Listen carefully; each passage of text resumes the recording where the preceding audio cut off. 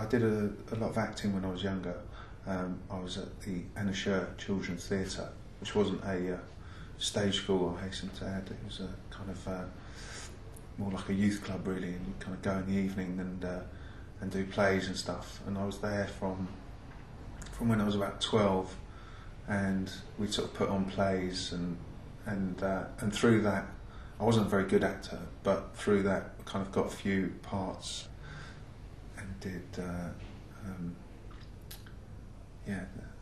great British film called Revolution, of which I think I was promised in the audition that I was going to die in Natasha Kinski's arm, which as a 14-year-old boy was a very exciting prospect.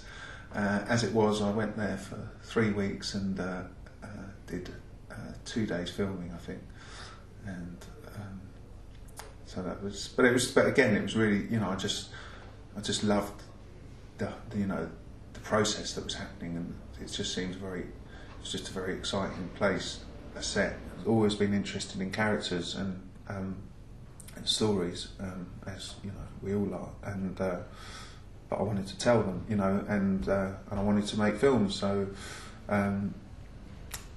yeah, we've with a couple of friends found this group of English guys that used to reenact the Vietnam War, but they were English and they did it in Kent, and we decided to make a film about them. And we decided also, rather than kind of making absolute, kind of making fools of them, we wanted to kind of make them heroes almost, because it was too obvious to just, laugh at them, and unfair really, because at the end of the day they weren't causing any harm, and even though it was slightly peculiar hobby, some might say, there was something that I really loved about their absolute dedication. Everything had to be absolutely perfect, the members would get in trouble if they weren't wearing like authentic underpants from the actual time, and so yeah, we spent the summer, we had to, in order for them to let us film them, we had to get dressed up as a film crew at the time. You're with a like-minded bunch of people that you'd never meet in the normal world, and it's just great. You realise you're not alone, anorak. And the camaraderie is brilliant. Not some Rambo nutter or something. Quite a mild mannered, I'm happily married, sort of laid-back kind of guy. So.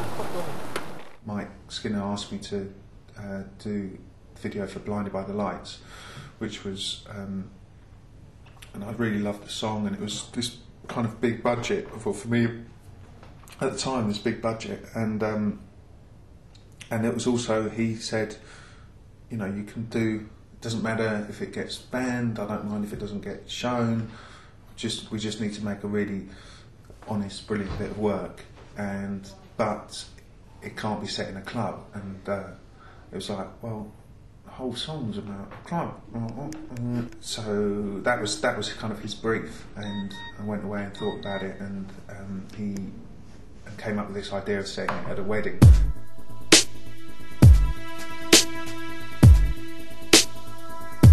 That's the one. Oi. How did he not find a baggie with his hand in my shoe? Way too close for me. Oh well, at least they allowed me through. Should be a good night in here. Ramo in the main room. People keep pushing me though. No reception on the phone. And I'm thinking, lights are blinding my eyes. They said they'd be here, they said in the corner. What was great about Blinded by the Lights, and what's great about working with the streets with Mike, is that obviously there's narratives there, but you're able to kind of take the essence of what the story is and then take it somewhere else. Or certainly we were with Blinded by the Lights, and he took a real, I'm always grateful to him, because the record company were a little sceptical, to say the least, about me having this big budget and doing this song, and he was like, I don't care, I want him to do it, don't care, he's doing, and because he just had a number one, they couldn't really argue with him, so that was, it was really, yeah, it meant a lot to me. Someone's got to stop. You've got your yellow light on. Oi, mate. Mate! Newton Green, mate.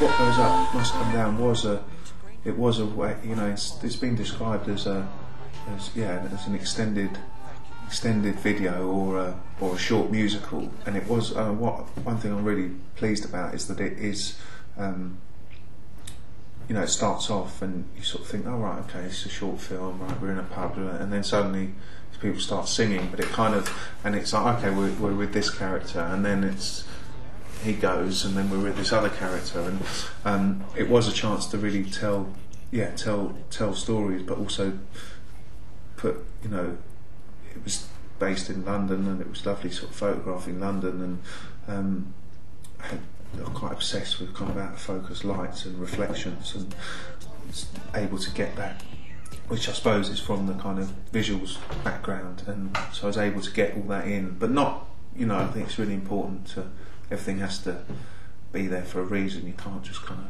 gratuitously like, oh, that looks nice. It's, you know, it's it has to inform the storytelling process. Did I just say that? Yeah, I did. Is he disturbing you, love? Right. The offer of to direct Skins came in because someone had seen What Goes Up, and that was I read 2 of the scripts, and they were really, really good, and so yeah, did that last year. It was a bit shocking at first when I started doing Skins and realised that, you know, we were shooting 7 minutes a day, and I'd never really shot that quickly before. And obviously, I mean, sometimes documentary, you get a good day and you might get 7 minutes worth of stuff, but very different. It was a very different sort of discipline for me, I suppose, because I've been used to, you know, having 2 days to shoot 3.5 minutes.